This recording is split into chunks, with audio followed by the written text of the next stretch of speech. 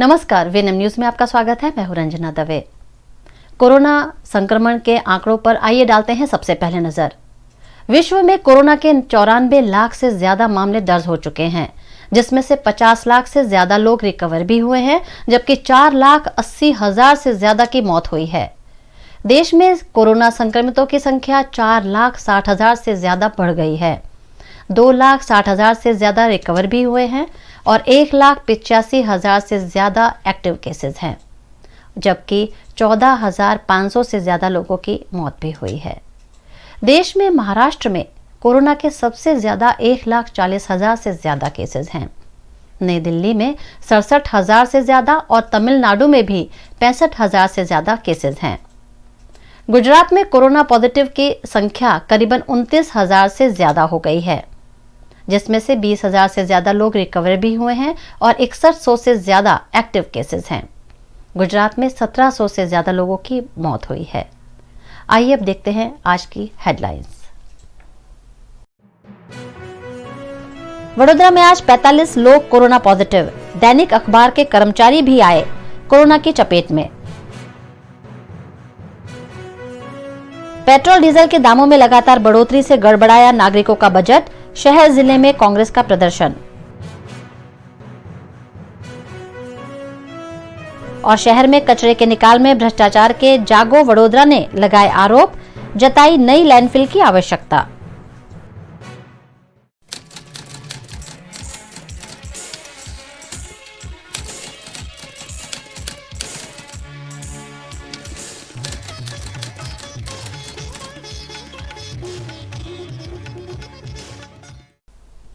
शहर में नहीं थम रहा कोरोना वायरस का कहर। आज भी नए 45 मामलों की पुष्टि हुई है। शहर में आज 45 नए कोरोना केसेस सामने आए हैं, जिन्हें मिलाकर शहर में 1,998 कोरोना केसेस अब तक दर्ज हो चुके हैं। वडोदरा महानगर पालिका के स्वास्थ्य विभाग द्वारा 247 सैंपल्स लिए गए थे, जिसमें से 202 सैंपल नेगेटिव जबकि 45 सैंपल पॉजिटिव आए हैं। 52 लोग आज कोरोना से ठीक भी हुए हैं, जिसके चलते शहर में कोरोना संक्रमण से स्वस्थ होने वालों की संख्या 1,355 हो गई है। शहर में आज दर्ज हुए मामले न्यू वीआईपी रोड, आजवा रोड, सोमा तालाब, फतेहगंज, फतेहपुरा, मांजलपुर, हरणी रोड, नवायार्ड, वाड़ी, Karelibaug, OP road, Waghodia road, परिवार 4 रास्ता, वारसिया, हाथीखाना और ग्रामीण इलाके में पादरा, बिल रोड, सावली, फर्टिलाइजर रोड और नंदेसरी में दर्ज हुए हैं।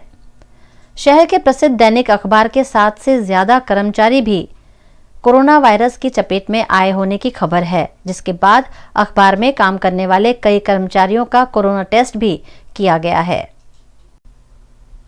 तालाबंदी से परेशान देशवासियों पर अब पेट्रोल डीजल के दामों में बढ़ोतरी की मार पड़ी है। शहर और तालुका कांग्रेस ने इसका विरोध किया है। पेट्रोल डीजल के दामों में लगातार हो रही बढ़ोतरी पर शहर कांग्रेस पार्टी ने आपत्ति जताई है। इस मामले गुजरात प्रदेश कांग्रेस प्रवक्ता ऋत्विज जोशी और शहर प्रवक्ता नीलेश ब्रह्मभट्ट ने साइकिल पर सवार होकर सवारी करने के बाद काला घोड़ा निकट हनुमान जी मंदिर के बाहर भीख मांगते हुए प्रदर्शन किया।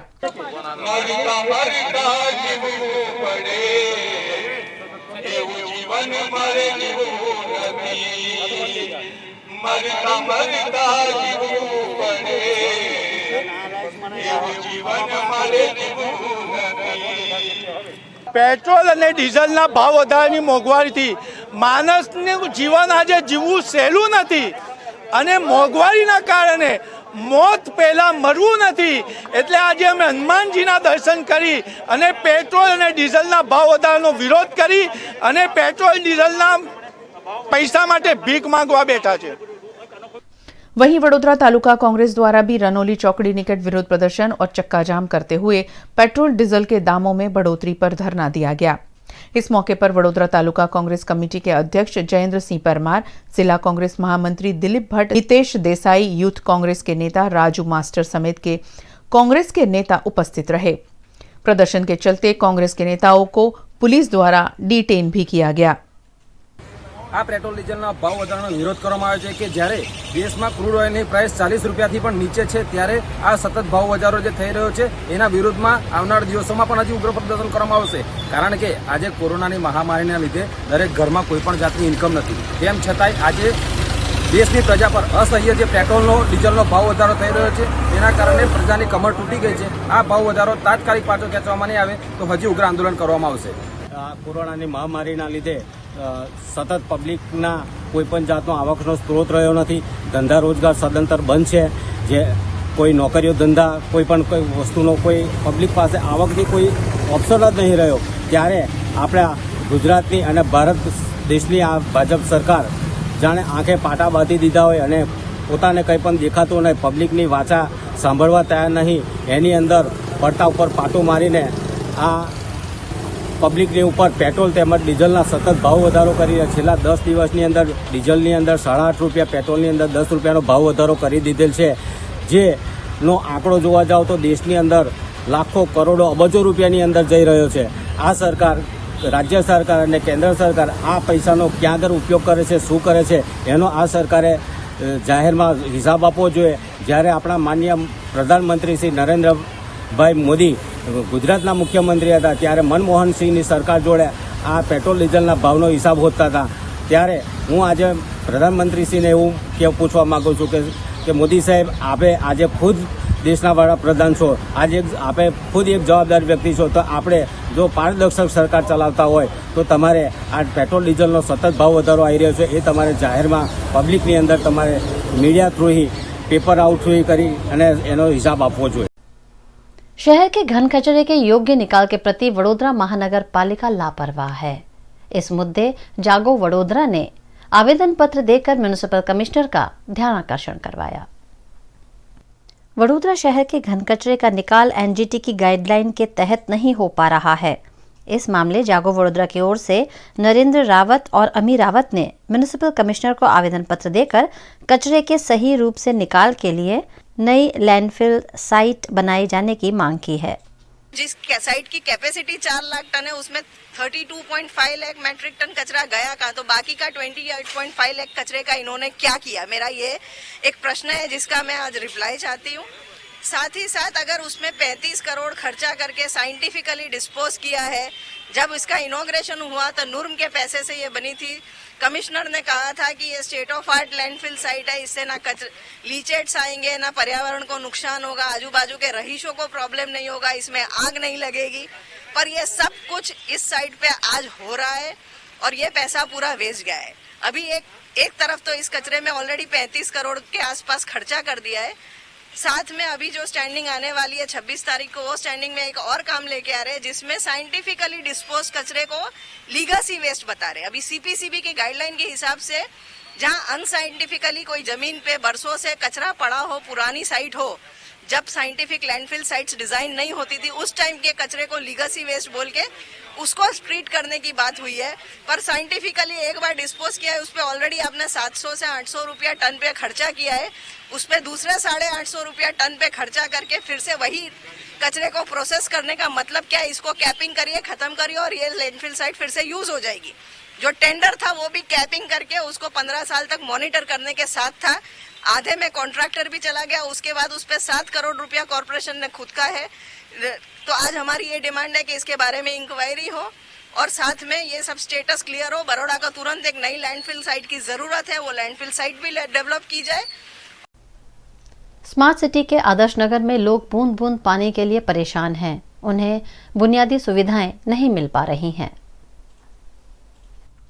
तरसाली बाईपास के पास स्थित आदर्श नगर में पिछले 35 सालों से प्राथमिक सुविधाओं का अभाव है और पिछले 4 महीने से आदर्श नगर को वडोदरा महानगर पालिका में शामिल किया गया है, लेकिन यहाँ के लोगों की समस्याएं अब भी बरकरार हैं। यहाँ कॉरपोरेशन 3 दिन में एक बार टैंकर भेजती है, जिसके लिए लोग सुबह 6 बजे से लाइन में लग जाते हैं और टैंकर दोपहर के 1 या 2 बजे तक पहुंचती है। मामले की शिकायत कई बार मांजलपुर के विधायक और राज्य मंत्री योगेश पटेल को भी की गई, लेकिन बात वही की वही है और यहाँ के 500 जितने घरों में रहने वाले 3000 से ज्यादा लोग बुनियादी सुविधाओं से अब तक वंचित हैं।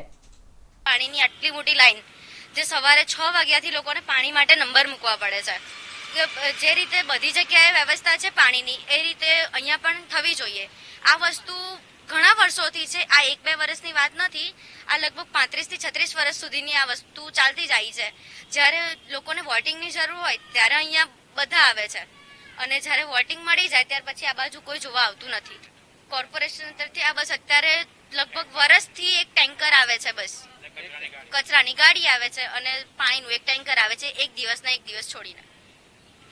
તો હવે આટલા મોટા વિસ્તારમાં હવે એક ટેન્કર પાણી કઈ રીતે થઈ રહે? અહીંયા પાણીની સુવિધા થવી જોઈએ, રોડ થવા જોઈએ અને લાઇટ, સ્ટ્રીટ લાઇટ થવી જોઈએ, ગટર લાઇન થવી જોઈએ, કારણ કે એનાથી જ આ વસ્તુથી રોગચાળો ફેલાય છે. ये उम्र में ऐसा तरसाली जाना पानी के लिए, अभी इधर टैंकर आता तो भाग के आते लेके जाते, साइकिल पे पानी लेके जाते. આદર્શનગરમાં કોઈ જ સુવિધા નથી. હમણાં લગભગ 6 મહિનાથી આ ટેન્કર આવે છે અને કચરાની ગાડી આવે છે, બાકી કશી સુવિધા નથી. અહીંયા આગળ ડ્રેનેજ નથી સુવિધા, રોડ નથી, સ્ટ્રીટ લાઇટો નથી. આ બધી સુવિધાની જરૂર છે. આવી સ્માર્ટ સિટી ના હોય. બધી બહુ જ રજૂઆતો કરી છે. અમારા આદર્શનગરના રજૂઆતો કરીને થાકી ગયા, એમના ચંપલ ઘસાઈ ગયા. सूरत में हीरा चमकाने वाले 60 कर्मचारियों को बिना किसी वजह से नौकरी से बेदखल कर दिया गया है. आर्थिक दिक्कतों में घिरे इन कर्मचारियों ने इसका विरोध किया. सूरत में तालाबंदी के बीच हीरा बाजार के कलाकारों को कई दिक्कतों का सामना करना पड़ रहा है. ऐसे में सूरत के फैसेट जेम्स कारखाने के 60 जितने कर्मचारियों को नौकरी से हटा दिया गया. उन्हें फिर से काम दिए जाने की मांग के साथ ही कर्मचारी डायमंड वर्कर यूनियन की ऑफिस पहुंचे. एक और तालाबंदी में सभी कर्मचारियों को वेतन दिए जाने की बात की जा रही है. वहीं दूसरी ओर कर्मचारियों से हो रहे अन्याय पर निलंबित कर्मचारियों ने आपत्ति जताई. वीएनएम में वक्त हो चला है छोटे से एक ब्रेक का. बने रहिए वीएनएम न्यूज के साथ.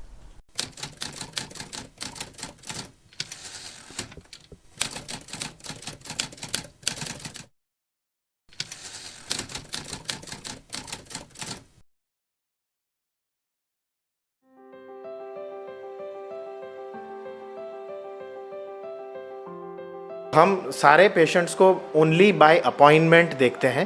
पहले उनका टेम्परेचर लिया जाता है. वो मास्क नहीं पहन के आए हों या पुराना हो तो उनको नया मास्क दिया जाता है. उनको सैनिटाइज़र के माध्यम से हाथ और फेस क्लीन किए जाते हैं. अंदर आके उनका रजिस्ट्रेशन होता है विच इज़ मेनली पेपरलेस. उसके बाद उनको स्पेशल जगह पे बैठाया जाता है जहाँ पे ज़्यादा भीड़ नहीं हो. यहाँ पे आई सर्जरी डिपार्टमेंट है, doctor Suhani and doctor Aparna है. Plastic and cosmetic surgery department है जिसमें मैं डॉक्टर सौम्या नायक हूँ. तो हम जब कंसल्टेंट के पास पेशेंट जाता है तो वो सोशल डिस्टेंसिंग के माध्यम से ही थोड़ा सा दूर बैठता है. यहाँ पे सारी elective cosmetic surgeries, elective plastic surgeries, elective eye surgeries भी रेगुलरली स्टार्ट हो चुकी है. तो उसमें हम क्या स्पेशल प्रिकॉशन लेते हैं कि सारे रेगुलर ब्लड टेस्ट के तो कराते ही हैं, पर अगर हमें लगे क्लिनिकली कि पेशेंट को कोविड टेस्ट की ज़रूरत है तो कोविड टेस्ट भी कराने के बाद ही पेशेंट को ऑपरेशन थिएटर में लिया जाता है. कोरोना टाइम्स पे मैं एक स्पेशल मैसेज देना चाहूँगी. ज़रूरत से बिना बाहर नहीं निकले और सोशल डिस्टेंसिंग, मास्क पहनिए, sanitiser, wash your hands regularly. GSFC University, promoted by GSFC, offers contemporary curriculum and intensive industrial internship, advanced and modern infrastructure, high caliber faculty, a green and female friendly campus. Admissions open for BSc, MSc, BBA. Get career ready, future ready now with GSFC University. Corona की दहशत के बीच भी beauty parlour जाना अब हो गया है जरूरी. फिर भी अगर आपके मन में हाइजीन को लेकर डर है तो आप बेफिक्र होकर जाइए मांजलपुर और जेतलपुर के कृपा ब्यूटी क्लिनिक में, जहां आज से नहीं 2006 से ही मास्क, हैंड ग्लव्स और सैनिटाइजिंग के साथ ही अलग अलग कमरों में होती है ब्यूटी ट्रीटमेंट. यहाँ हर क्लाइंट को मिलता है स्वस्थ और स्वच्छ माहौल. तो फिर विजिट करें कृपा ब्यूटी क्लिनिक और अपनी सुंदरता को दे एक नई पहचान. कृपा beauty clinic, G2 Pratap tower behind आंगन tower near Bhavans school, Makarpura road, Vadodara, और E113 Kashi Vishweshwar township tower 4, Jetalpur road, Vadodara.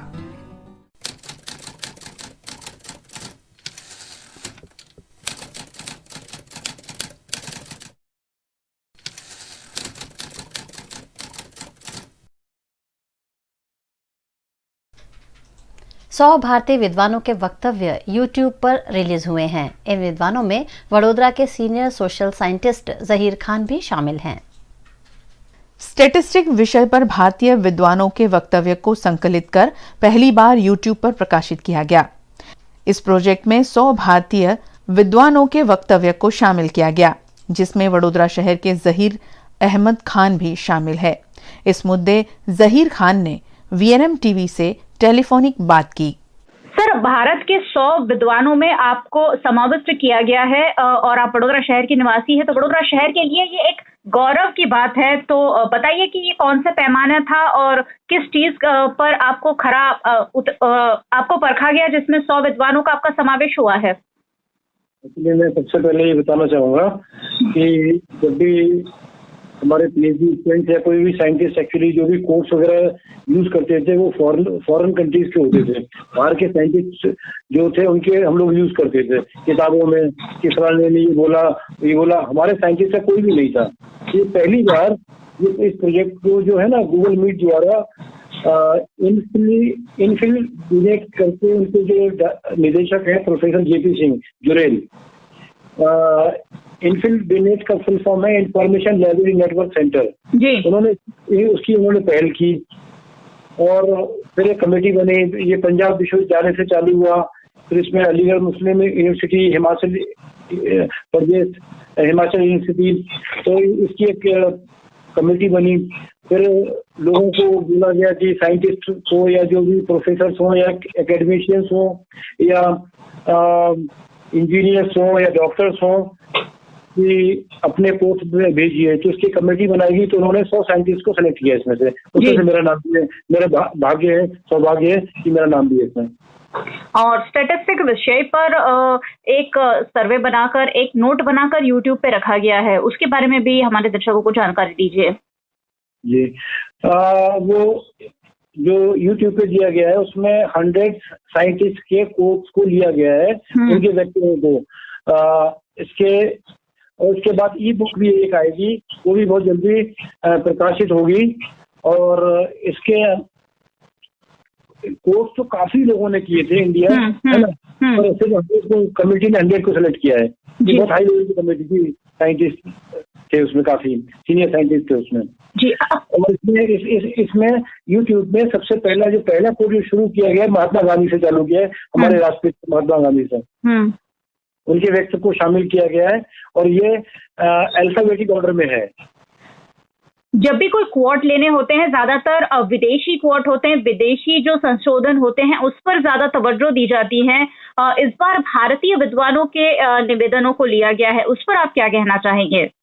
ये बहुत अच्छी बात है, पहल है, क्योंकि अब हम लोग साइंस में हमारी जो कंट्री है बहुत आगे गया हुआ है। खासतौर से स्टैटिस्टिक्स के अंदर हम लोग बहुत रिसर्च वर्क कर रहे हैं। मैं स्टैटिस्टिशियन के साथ साथ मैं डेमोग्राफर भी हूँ। मैं इंडिया में एक सबसे बड़ा सर्वे होता है नेशनल फैमिली हेल्थ सर्वे जी, मैं उसके 3 राउंड का NFHS का कंट्री हेड भी रहा हूँ। मैंने टेक्निकल सपोर्ट दिया है how to conduct and implement national family health survey in India जी। तो हम लोग जब भी कोट करते थे तो बाहर के साइंटिस्ट के कोट होते थे। इंडिया में ऐसे कोई किताब ही नहीं थी, ये पहली बार प्रकाशित हुआ है। तो ये हमारे स्टूडेंट्स को और हमारे जो भी साइंटिस्ट हैं कोई भी चीज रेफर करेंगे तो उनको बहुत हेल्प मिलेगी इस चीज से जी। चलिए, VNM की ओर से और पूरे वडोदरा शहर की ओर से मैं आपको बधाई देती हूँ कि वडोदरा का नाम 100 विद्वान, वडोदरा के एक व्यक्ति का नाम, साइंटिस्ट का नाम 100 विद्वानों में आया है। बहुत बहुत बधाई आपको और VNM से बातचीत के लिए बहुत बहुत धन्यवाद। थैंक यू, शुक्रिया। शहर में सालों पहले बिछाई गई पानी की पाइपलाइन खस्ता हाल है। रोज किसी न किसी इलाके से सामने आ रही है पानी की बर्बादी। शहर के संगम 4 रास्ता से फतेहपुरा जाने की सड़क पर वृंदावन टाउनशिप निकट पानी की पाइपलाइन में रिसाव के चलते पानी की बर्बादी हो रही है। इस मामले जिम्मेदार कॉन्ट्रैक्टर पर कार्रवाई की मांग की सामाजिक कार्यकर अतुल गामेची ने। संगम 4 રસ્તાથી ફતેપુરા જતો રોડ છે, વચ્ચે જ્યાં વૃંદાવન ટાઉનશીપ આવેલી છે ત્યાં જોઈ શકો છો આપ મસ્ત મોટું અહીંયા ભંગાણ થયું છે અને આ ભંગાણ સવારના 7 વાગ્યાનું થયું છે, જેના કારણે હજારો ગેલન પાણી, પીવાનું પાણી, શુદ્ધ પાણી ગટરમાં આમ તેમ બધે વહી રહ્યું છે। વડોદરા શહેર સ્માર્ટ સિટીની વાતો કરી રહ્યું છે અને બીજી બાજુ જોઈ શકો છો આપ આ પાણીના ફુવારા ઉડી રહ્યા છે। માન્ય મેયરશ્રી, ચેરમેનશ્રી, કમિશનર સાહેબ સ્માર્ટ સિટીની પોકળ વાતો બંધ કરીને જ્યાં પણ આ પાણીના લીકેજો બનતા હોય ત્યાં જે જવાબદાર હોય કોન્ટ્રાક્ટર, અધિકારી, સત્તાધારી કોઈ પણ જવાબદાર હોય તેની સામે પગલાં ભરે તેવી માંગ છે. સાથે વડોદરા શહેરમાં કેટલાય જગ્યાએ પીવાનું શુદ્ધ પાણી મળતું નથી, પીવાનું પીળું પાણી મળે છે, ગટરનું પાણી મળે છે. ત્યારે આ પીવાનું પાણી જે વહી જાય છે તેને લઈને વડોદરા શહેર નાગરિકોની પણ લાગણી દુભાય છે. સાથે જોઈ શકો છો પીવાના પાણી જેને મળતા નથી, આ જોઈને તેમની આંખો તરસતી હશે. વડોદરા શહેરના મેયરશ્રી, ચેરમેનશ્રીને અમારી વિનંતી છે કે તાત્કાલિક જોડે રિપેરિંગ करावे ना। संजय नगर के विस्थापितों को न्याय नहीं मिल पा रहा है, जिसके चलते संजय नगर हित रक्षक समिति ने वीएमसी कार्यालय में आवेदन पत्र दिया। संजय नगर के विस्थापित पिछले कई सालों से अपने आवास बनाकर दिए जाने का इंतजार कर रहे हैं, लेकिन ना उनके आवास बन रहे हैं, ना ही उन्हें किराया चुकाया जा रहा है। इस मामले संजय नगर हित रक्षक समिति ने वडोदरा महानगर पालिका के म्युनिसिपल कमिश्नर को आवेदन देकर मामले पर ठोस कार्यवाही की मांग की। અમે આયા એટલા માટે મેં કાલે 23 તારીખના પેપરમાં વાંચ્યું, એક ભોજપુરી એક્ટર હતો અને એ ભાજપનો નેતા, હવે પેલો સુશાંત સિંહ ઓફ થઈ ગયો, એને આત્મહત્યા કરી, તો એ ભોજપુરી એક્ટરે એવું કહ્યું કે ભાઈ આમાં હું સીબીઆઈ તપાસ મૂકીશ, આ આત્મહત્યા કરી એના પરિવારને સાંત્વના આપવા માટે ગયો। તો એ એક પરિવાર માટે તો જો એ નેતા ભાજપનો નેતા એવું કરી શકતો હોય તો 1841 ને અન્યાય થયો છે, 1841 ના પરિવારોને અન્યાય થયો છે, એના છોકરાઓ રજડી રહ્યા છે, શિક્ષણ મેળા થઈ ગયા છે, 3 વર્ષથી એ લોકો રજડી રહ્યા છે મકાન વગર। પેલા એકનો પરિવાર કેમ અમે અમારો ગુનો શું, અમે ગરીબ છીએ એટલે અમારો ગુનો? પેલો સુશાંત સિંહ એ કરોડપતિ છે, એ પૈસા વાળો છે એટલે એનું તમે એનો કહી દો અમે ગરીબ છીએ એટલે અમે ગુનો કર્યો, અમારી પાસે પૈસા નથી એટલે અમે સારા વકીલ નથી રોકી શકતા, નથી હાઈકોર્ટમાં જઈ શકતા, એનો મતલબ અમે એનો ગુનો એવો કે અમે ગરીબ છીએ એટલે કેમ અમે ગરીબના આંસુ અને અમીરના આંસુ અલગ હોય છે? આવેદન પત્ર એટલા માટે આપવા આવ્યા છે કે ભાઈ 2017માં સંજયનગર ભરવાડવાસ હતો, ત્યાં સંજયનગર આખો વિસ્તાર હતો, 1841 મકાન ડિમોલેશન કર્યા, 18 મહિનાની મુદ્દતે અમને મકાન પાકા બાંધી આપવાના નક્કી કર્યું હતું, 18 મહિનાની જગ્યાએ 40 મહિના થવાયા, અત્યાર સુધી હજુ સુધી બાંધકામ પેટે એક ઈંટ નથી મૂકી। તો શા કારણે રજા ચિઠ્ઠી બી આવી ગઈ છે, 7 મહિના થયા રજા ચિઠ્ઠી આવી જવાને, તો તમે કયા રાજકારણી એના હિસાબે તમે બાંધકામ નથી કરતા? કેમ અમારું સાંભળતા નથી? કશી જ કાર્યવાહી નથી કરતા। અમે તો હવે થાકી ગયા છે, કંટાળી ગયા છે, આવેદન પત્ર હવે આપવા નથી, હવે તો હવે ગાંધી ચિંતા માર્ગે ઉગ્ર આંદોલન કરીશું। અમે ત્યાં સંજયનગરથી 8000 માણસોની રેલી કાઢીને અહીંયા આવીશું, અમને ન્યાય મળવો જોઈએ, થાકી ગયા છે। નાના છોકરાઓ સામે જો હું તો કમિશનર સાહેબને એવું કહું છું કે તમે તમારા પોતાના મકાનમાં એસી વાળા રૂમમાં રાત્રે ઊંઘી જાઓ છો, તમને બહાર આવીને જોવો આ સંજયનગર વિસ્થાપોની સ્થિતિ કેવી છે, એ 1841 પરિવારની સ્થિતિ કેવી છે, આવીને જુઓ તમે। એક દિવસ ખાલી વરસાદમાં બહાર રોકાઈ જાઓ તો તમને ખબર પડશે કે ભાઈ મકાન વગર શું હાલત થાય છે। તમે તો તમારા આલિશાન ફ્લેટમાં આવીને એસી હોલમાં આવીને ઊંઘી જાઓ છો, બહારની પરિસ્થિતિ જોવો, તમને લોકોને ચૂંટીને તમને અહીંયા મૂક્યા છે લોકોનું કામ કરવા માટે, તો કેમ નથી સાંભળતા તમે? खबरों का दौर यूं ही चलता रहेगा। फिलहाल वक्त है एक ब्रेक का।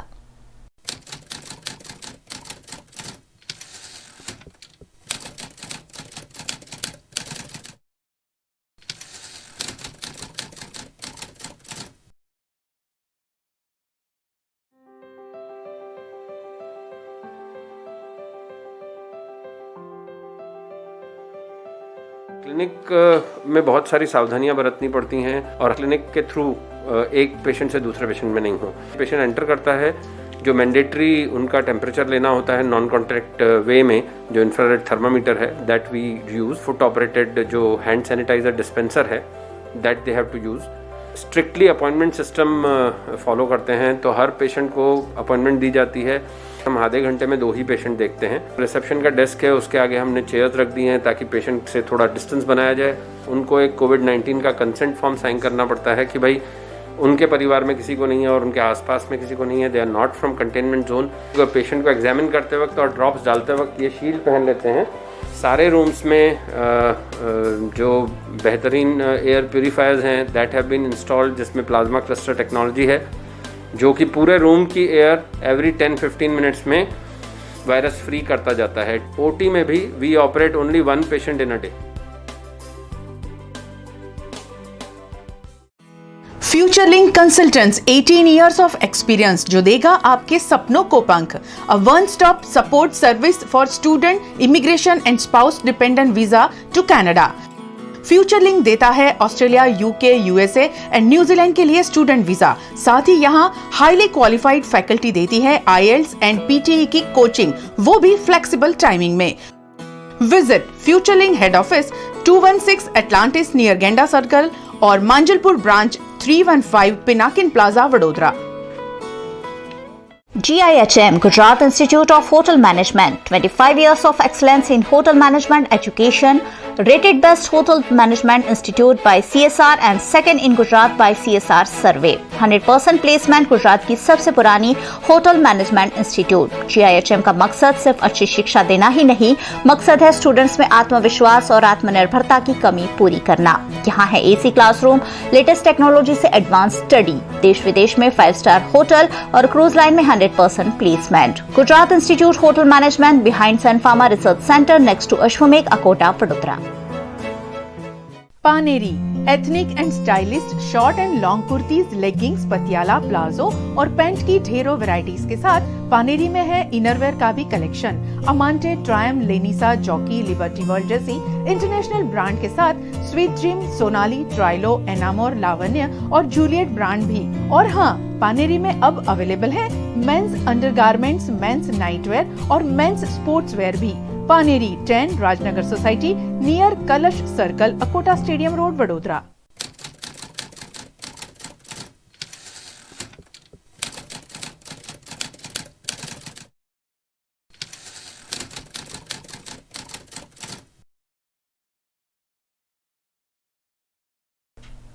कोरोना महामारी की स्थिति में IOCL ने सामाजिक उत्तरदायित्व निभाते हुए प्रशासन को थर्मल गन और पल्स ऑक्सीमीटर्स प्रदान किए।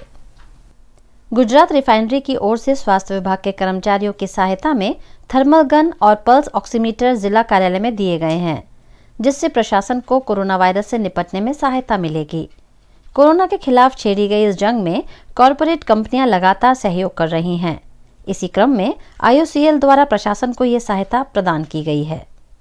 देखिए, हम लोगों ने गुजरात रिफाइनरी इंडियन ऑयल की तरफ से और यहाँ के जो डिस्ट्रिक्ट कलेक्टर हैं शालिनी अग्रवाल मैडम, उनके गाइडेंस में एक बिल्कुल बेसिक इक्विपमेंट उसका हम लोगों ने इंतजाम किया पूरे बड़ौदा डिस्ट्रिक्ट के हर हेल्थ सेंटर के लिए, जिसमें कि हमारा पल्स ऑक्सीमीटर है और इंफ्रारेड थर्मामीटर है।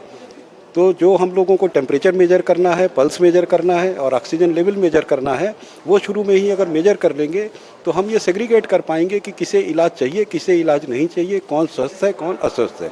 तो अस्पतालों के ऊपर भी लोड घटेगा और जिसे शुरू में ही अगर इलाज मिल जाए तो हो सकता है कम खर्चे में बिना कॉम्प्लिकेशन के उसका इलाज भी हो पाएगा। तो मुझे पूरी उम्मीद है कि ये सामान देने से पूरे ज़िले में लोगों का स्वास्थ्य का अच्छा ध्यान रखा जा सकेगा। में विस्तारों में जो सर्विलेंस टीम्स काम करती हैं और जिन्होंने वल्नरेबल लोगों की यादी बनाई है, जैसे जिनको कोमोर्बिडिटी है, TB, लेप्रेसी है, सगर्भा माता है, उन सभी का वहीं पे मॉनिटर कर पाएँ। और ख़ास करके यदि कोई पॉजिटिव पेशेंट है, असिम्प्टोमेटिक है, तो उनकी ऑक्सीजन लेवल्स भी गांव में ही मॉनिटर कर पाएँ और क्रिटिकल केयर कंडीशंस से पहले ही पेशेंट्स को अच्छे से हॉस्पिटलाइज वगैरह टाइमली करा पाएँ। उसके लिए आज ये पल्स ऑक्सीमीटर सभी ग्रामीण विस्तारों में सभी जो टीम्स हैं, सर्वेलेंस टीम्स हैं, उनको देने में आ रहे हैं। उसके साथ में ही थर्मल गन्स वगैरह भी देने में आ रही हैं। तो इसके कारण जो ग्राम में की सर्वेलेंस टीम्स हैं खूब स्ट्रेंथन होंगी और वो लोग बहुत इफेक्टिवली ग्रामीण विस्तारों में हेल्थ रिलेटेड जो कामगिरी है वो कर पाएंगे। ये जो सभी आयोजन है वो IOCL की तरफ से आज प्रोवाइड करवाने में आया है। मैं इसके लिए IOCL को भी खूब खूब धन्यवाद देती हूँ। पेट्रोल डीजल के दामों में लगातार बढ़ोतरी से नागरिकों की समस्याएं बढ़ रही हैं। तालाबंदी से जूझ रहे नागरिकों पर ये दोहरी मार है। डीजल के दाम में बुधवार को लगातार 8वें दिन बढ़ोतरी का सिलसिला जारी रहा। हालांकि 17 दिन की लगातार बढ़ोतरी के बाद आज पेट्रोल के दाम नहीं बढ़े हैं। बुधवार को डीजल के दामों में 48 पैसों की बढ़ोतरी हुई। इस बढ़ोतरी के साथ ही देश के इतिहास में पहली बार डीजल पेट्रोल से महंगा हो गया। लगातार बढ़ रहे पेट्रोल डीजल के दामों से देश के नागरिकों की आर्थिक समस्याएं कुछ और बढ़ गई हैं। અત્યારે સર ડીઝલનો ભાવ 76 રૂપિયા ને 88 પૈસા છે, પેટ્રોલનો સર 76 રૂપિયા ને 92 પૈસા, કાલે 76-42 હતો ને આજે 76-88 છે। શું માનો છો કે પેટ્રોલ અને ડીઝલના ભાવ સરખા લાગી રહ્યા છે? હા, સમથિંગ એવું જ છે, બહુ ડિફરન્ટ નથી, 10-5 પૈસાનો 4 પૈસાનો ડિફરન્ટ છે।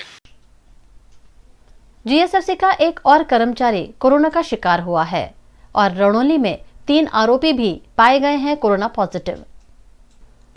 जीएसएफसी कंपनी में लगातार कोरोना संक्रमण के मामले दर्ज हो रहे हैं। अब तक 6 कर्मचारी कोरोना पॉजिटिव दर्ज हो चुके हैं। सिक्योरिटी डिपार्टमेंट के 54 साल के कर्मचारी भी कोरोना संक्रमण का शिकार हुए हैं, जो फर्टिलाइजर नगर कंपनी की टाउनशिप में रहते हैं। इस टाउनशिप में 2 लोग पॉजिटिव पाए जाने से टाउनशिप में लोग भी डरे हुए हैं। जीएसएफसी के 2 कर्मचारी मार्केटिंग और 2 कर्मचारी फायर विभाग के पॉजिटिव पाए जाने पर जीएसएफसी के अन्य कर्मचारी जो संक्रमितों के संपर्क में आए थे उन्हें क्वारंटाइन किया गया है और फिलहाल 1 हफ्ते की छुट्टी दे दी गई होने की बात भी प्रबंधन की ओर से कही गई है। वहीं अन्य एक मामले में रणोली में डीजल चोरी के अपराध में जवाहर नगर पुलिस द्वारा गिरफ्तार 2 आरोपियों का कोरोना टेस्ट किया गया था। साथ ही प्रोहिबिशन के एक अन्य आरोपी रवि किशन को भी पकड़ा गया था। इन तीनों आरोपियों के कोरोना वायरस टेस्ट भी पॉजिटिव आए हैं। देश दुनिया और शहर की खबरों से अपडेटेड रहने के लिए वीएनएम के यूट्यूब चैनल को सब्सक्राइब करें। वीएनएम न्यूज रूम से आज बस इतना ही। कल फिर मुलाकात होगी, तब तक के लिए इजाजत दीजिए। नमस्कार।